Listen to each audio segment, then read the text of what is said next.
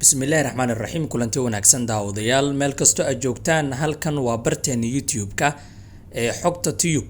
Waxaan halkan idinkugu soo gudbinaa macluumaadka iyo dhacdooyinkii ugu dambeeyay ee baraha bulshada lagu hadalhayay saacadihii la soo dhaafay.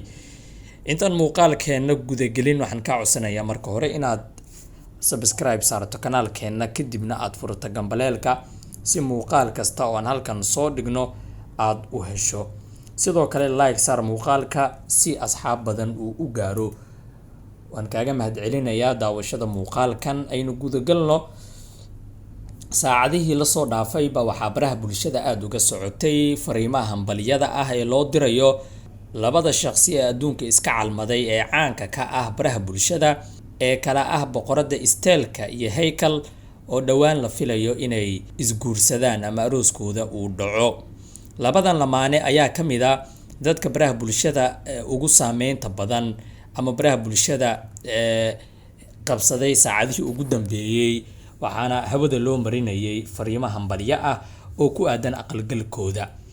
Haykal iyo boqorada Estelle in muddo ahba waa isku xamanayay in iyagu xiriir uu ka dhaxeeyo ama inay isjecel yihiin, laakiin hadda waxay u muuqataa inay taasi dhab noqotay oo markaasi ay isguursanayaan. boqorada Estelle dhowr mar oo su'aalo la weydiiyay waxay sheegtay in Haykal ay saaxiibo dhab yihiin oo isfahmay isla markaana wax gaar ah uusan ka dhaxeenin, laakiin dadkii dhihi jiray waxba ka dhaxeeya ayaa hadalkoodii u rumoobay.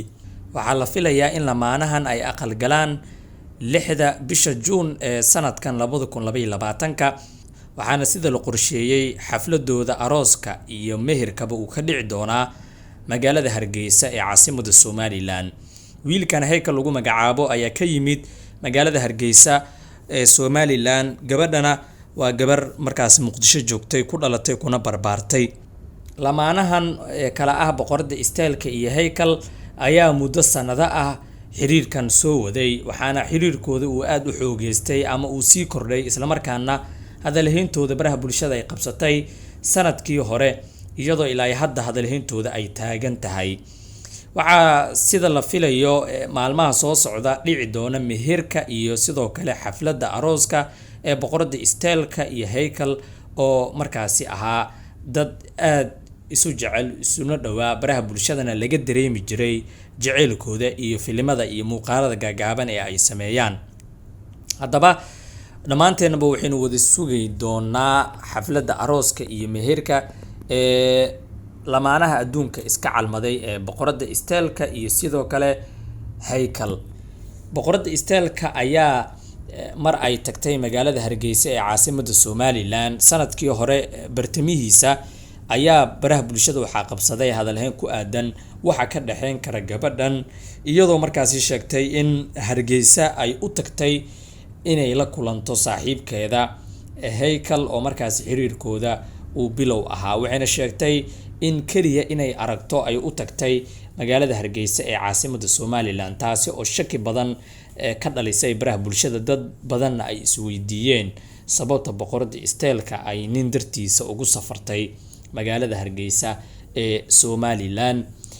sida la sheegay boqorada Estelle iyo Haykal xiriirkooda muddo aad u badan ayuu soo socday, waxaana dhawaan la filayaa inay iska baxaan iskaabulnimada isla markaana ay noqdaan dad guursaday oo markaasi ubad isu dhala oo Ilaahay isu calfay inay isguursadaan.